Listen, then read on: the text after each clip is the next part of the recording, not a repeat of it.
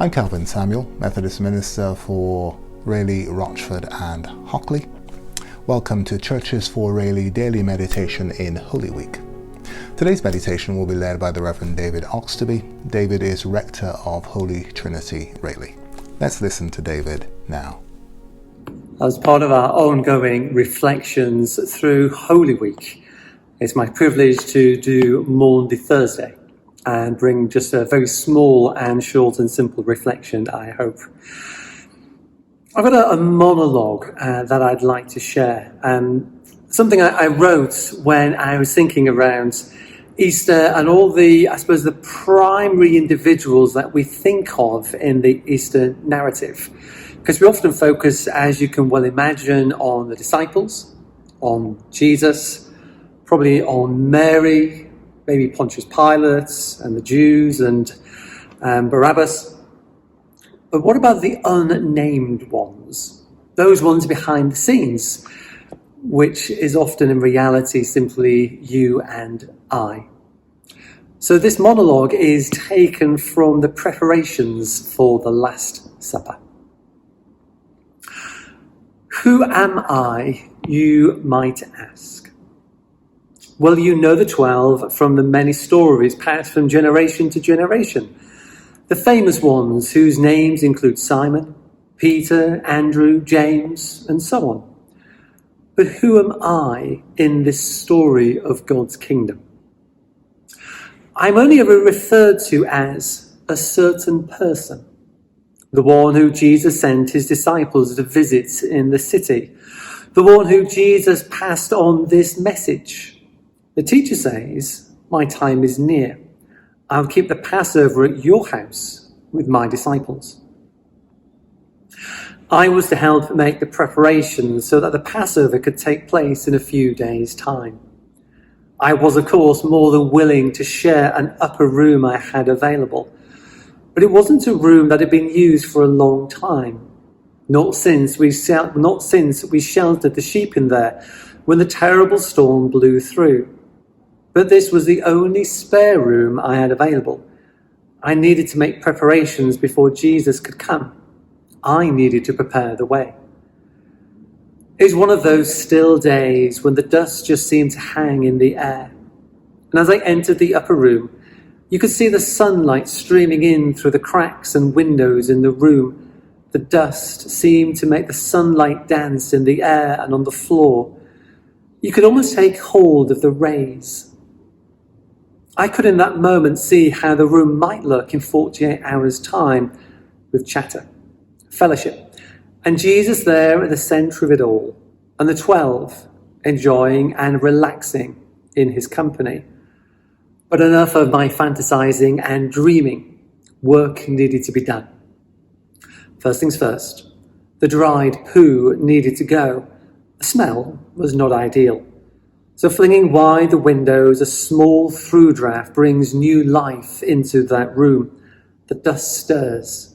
New beginnings hang in the air. The source of the smell removed, now down to scrubbing the floor.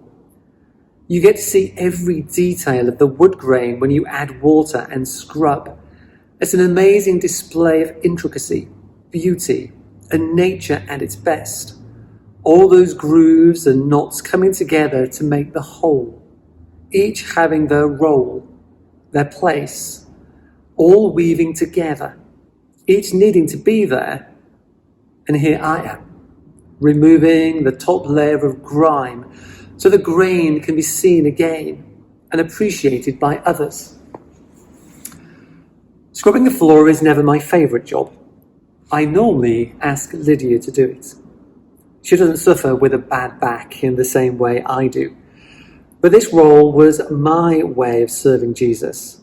This was my duty today. I wanted to prepare a space for Jesus to come. Lydia, I know, will come in tomorrow and add her lady's touch. She sees things in ways I could never imagine. She brings something I can't. She makes this act of service whole. Yet, I was tasked with sorting out a large rug to make the room more comfortable, and I was all set for using the one my grandmother had made. It was well used and well loved, but at the same time, it didn't seem right. The mice had got to it, you see, and there was no time to repair the holes. A neighbour heard about what I was doing and kindly offered me theirs, much cleaner and less threadbare. It seemed right to offer the best we could for this Passover. The neighbour appeared delighted to have contributed in their own way. One of the unusual requests that had been passed on to me for the preparations, I needed to find a large bowl and jug of water. Now, it's not uncommon to have these at the entrance to the house, but upstairs, at the Passover meal, seemed strange. I wondered what Jesus could possibly want from these, but I obeyed, not knowing how these things might be used. I just hoped that he would use them in some way. I stepped back. The room swept, cleaned, scrubbed, and aired. Borrowed rug in place, jug and bowl to one side. I'd done all I was asked to do. The cooking and other preparations I could leave to the 12, the ones who you know already. I'd done my part. I had prepared the way for Jesus to come and do what he does, minister to people where they're at. I'd like to think I contributed well, but I guess I might never know. But I'm sure in the silence of that room I heard the wind whisper, "Well done, my good and faithful servant." Then again, maybe it was just my imagination, but I know I've done all that was asked of me. I am content. And it's just that remembering in essence that we all bring our own part to the grand narrative of Easter. We help prepare the way in so many different ways. We prepare the way for Jesus Christ in our own lives, as well as in the lives of others. So bless you this Easter time and through your journey of Holy Week. God bless. Bye-bye.